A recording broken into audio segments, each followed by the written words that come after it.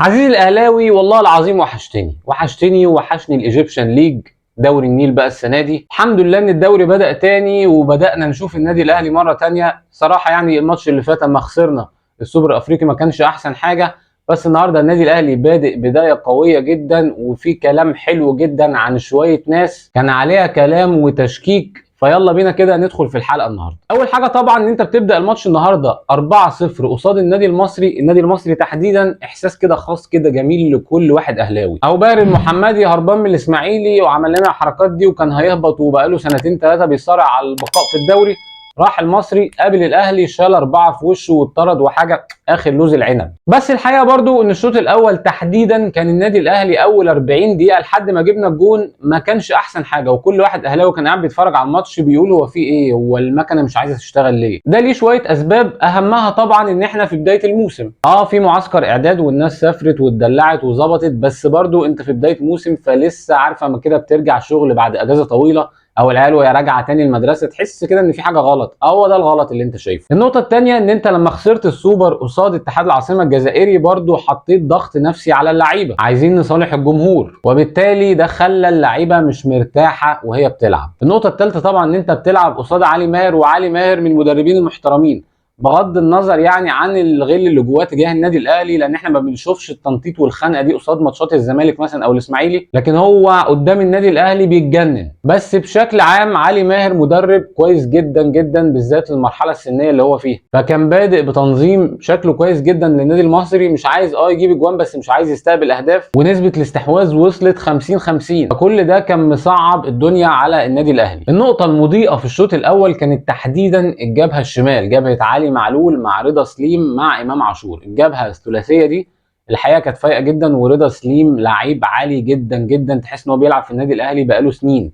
فاكرين مروان عطيه اول ما جه النادي الاهلي ولمس كوره، بعد اول لمسه كوره قلنا ان مروان عطيه مولود في التتش. اهو برده رضا سليم نفس القصه، من ماتش تحديدا اتحاد العاصمه اول مره نشوفه رسميا وهو واحد من نجوم اللقاء في النادي الاهلي. طبعا الفريق كله كان سيء بس كان احسن الوحشين كان رضا سليم، ودي حاجه مبشره جدا لان انت بتدي حلول اكتر لمستر كولر في الشق الهجومي. يتفك الماتش بعد الجون الاول في الدقيقه 43 لما كره كده يشيلها محمود جاد، بدل ما يشيلها على الجنبين بيرجعها في نص الملعب. يعني الحقيقه حراس المرمى في مصر في الاساسيات في حاجه غريبه، يعني حتى ما بيديهاش بالبوكس، ده بيزقها بكف ايده، يعني شغل غريب قوي. المفروض ان جاد ده كان في كلام ان هو يحترف في وولفز وحاجات كده. يعني المهم رضا سليم يشوط الكوره والتسديد من بره ال 18 مهم جدا، ولكن تتصد وتروح لامام عاشور بلمسه حنينه بعد ما اتك على الكوره ثانيه، يحط كده تريحه حلوه جدا لرضا سليم اللي ما يشوفش قدامه بقى يحط ولا جاد ولا الشبراوي ولا نجف حتى يقدر يعمل لها حاجه. جون اول جميل ومميز لرضا سليم يبدا يريح الدنيا عند اللعيبه اولا، ويخلص الشوط الاول 1-0 عشان نشوف الابداع كله في الشوط الثاني. مع بدايه الشوط الثاني امو الجميل يلبس باهر محمدي طرد مباشر، ورضا سليم كان ملبسه انذار في الشوط الاول، يعني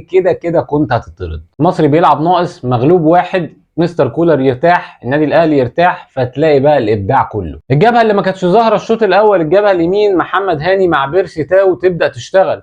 بيرسي تاو يجيب جونين كربونه من بعض، واحده اسيست لمحمد هاني جميل والاثنين على يمين محمود جاد. انما سيبك من الجون الثاني اللي ريح الدنيا اكتر واكتر وفك اللعيبه، لكن الجون الثالث بالاسيست الجميل بتاع امام عاشور، والله العظيم 3 صفقة محترمة جدا واخدينه من حباب عينيكم. الكرة طالعة من رجله يا جدعان مسطرة، تحس ان انت بتتفرج على دوري انجليزي، لا هي طويلة ولا هي قصيرة ولا المدافع يقدر يلحقها، مظبوطة. ده لو بيحطها بايده مش هيحطها له في الحتة دي. يلم بيرسي تاو تاني ويحط نفس الحطة و3-0 ويتحنجل الحنجلة بتاعته. سيرك مهرجان يتفتح، نفتكر ثلاثيات مستر كولر، بس مستر كولر السنة دي بيقول لا السنة اللي فاتت ثلاثيات، تعال نقضيها السنة دي رباعيات. لوكش التغييرات بقى مستر كولر يعملها بنزول طاهر وقفشه وكريم فؤاد، الحمد لله على السلامه يا عم كريم، وربنا يكفيك شر الاصابات، ومروان عطيه، وكمان احمد عبد القادر. اللي عاجبني بقى ان بعد ما الجروب ده كله نزل النادي الاهلي عايز يضيف الرابع، وبعد ما ضاف الرابع عايز يضيف الخامس، لدرجه ان محمد عادل صفر قبل ما الماتش يخلص بدقيقتين قال لهم كفايه بقى خلصنا. وثرو جميل جدا من احمد عبد القادر بكعب رجله لكريم فؤاد، يحط على طول وان تاتش بوش رجله الخارجي تخش في جاد،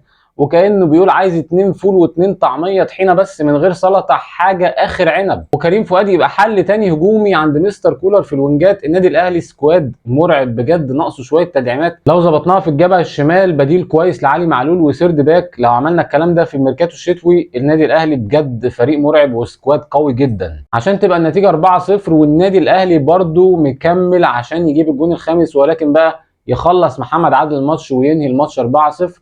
ماتش جميل، فوز رائع يدي ثقه للنادي الاهلي ورساله تحذير لكل فرق الدوري ان انا مش جاي اهزر وان انا جاي اشيل كل اللي في وشي. مبروك بقى للنادي الاهلي، ويلا بينا ندخل في الملاحظات. اول ملاحظه عندي هقف عليها وهي بعد الهدف الاول للنادي الاهلي احتفال امام عاشور. كل اللعيبه راحه تسلم على رضا سليم وتحتفل معاه، وامام عاشور رايح للجمهور بيقول لهم حقكم علينا.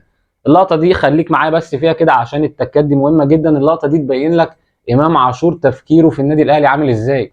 انا مش جاي اهزر ومش جاي البس كوبري واخد عليه اللقطه واعيش بقى طول حياتي ان امام عاشور لبس كوبري ولا عمل ايه ولا سوى ايه. لا، الراجل ده جاي ياخد بطولات، وعارف يعني ايه النادي الاهلي يخسر سوبر افريقي رغم ان هي بطوله من ماتش واحد. عارف الاحساس عند الجماهير عامل ازاي. فده تبني عليه ان العقليه دي بتاعت امام عاشور بالطريقه دي في النادي الاهلي هتخلي امام عاشور في فتره قليله جدا واحد من اهم اللعيبه في مصر. امام عاشور كده كده لعيب كويس، بس كان ناقصه الفاترينا اللي تعرضه بشكل كويس لكل الدنيا، والفاترينا دي لقاها في النادي الاهلي ومن ورا النادي الاهلي جماهيره. النقطه الثانيه اللي حابب اتكلم عليها رضا سليم، وازاي رضا سليم في الناحيه الشمال او الناحيه اليمين بيأدي تقريبا بنفس الكفاءه، وهو حل هجومي مهم جدا. لعيب سريع بيروح واحد لواحد بيعدي، تفكيره دايما ان هو يروح على المرمى.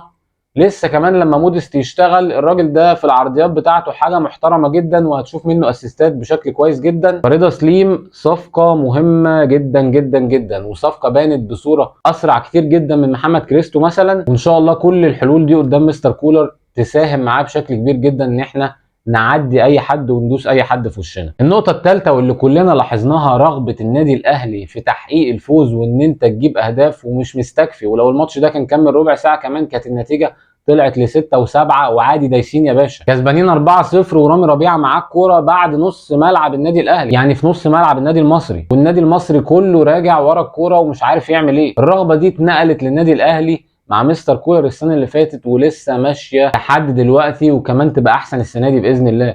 وده اللي فرق مستر كولر بشكل كبير جدا في الدوري عن موسيماني اللي كان بيجيب جون ويرجع ورا ينام عليه، وكلفنا نقط كتير جدا تروح مننا سواء بتعادلات او بهزايم في اخر الماتشات. رغم كل الكلام الجميل ده لكن ليا شويه ملاحظات يعني بعتبرها سلبيه. اول حاجه لتاني ماتش على التوالي نشوف رامي ربيعه اساسي جنب عبد المنعم وياسر ابراهيم قاعد دكه. الحقيقه مش قادر افهم ايه اللي يركب رامي ربيعه على ياسر ابراهيم لحد دلوقتي، الا ان مستر كولر انا شايفه راجل عادل. فممكن ياسر ابراهيم فتره الاعداد ما اثبتش كفاءه قوي او شاف ان في دلع او ايا كان الصوره ايه، بس محتاجين ياسر ابراهيم يركز تاني وياخد مكانه الاساسي، لان مفيش شك ان دفاعيا ياسر ابراهيم اقوى كتير جدا من رامي ربيعه. نقطه كمان وبرده لتاني ماتش على التوالي بشوفها وهي الادوار الهجوميه لاليو ديانج اللي الحقيقه مش قادر افهمها قوي. اليو ديانج تحس ان هو معاه الكوره بيجري بيعدي وبيخترق، بس ما بيبقاش عارف يعمل ايه، بيبقى فيه لهوجه، الشوطه بتاعته ما بتبقاش متقنه، ما بيعرفش يعمل ثرو باس حلو، ما بيعرفش يفتح لعب. فالادوار الهجوميه لاليو ديانج الحقيقه غريبه، والراجل بيصعب عليا بصراحه وهو معاه الكوره في الشق الهجومي. نقطه كمان مش قادر الاقي لها تفسير، ان انت كسبان 3-0 وخلاص كده كده الماتش بقى بتاعك، فغيرت 5 تغييرات.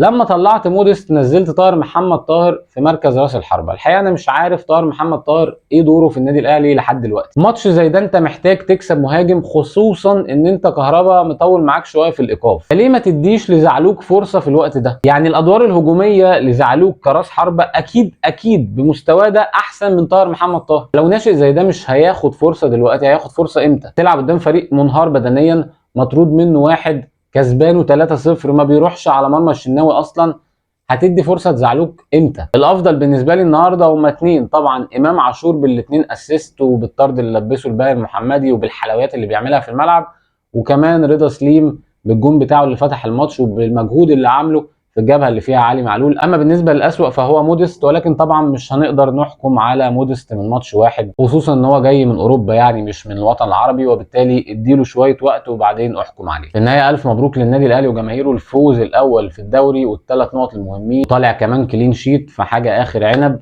ده كان كل حاجه النهارده، نشوفكم ان شاء الله في حلقه جديده. سلام عليكم.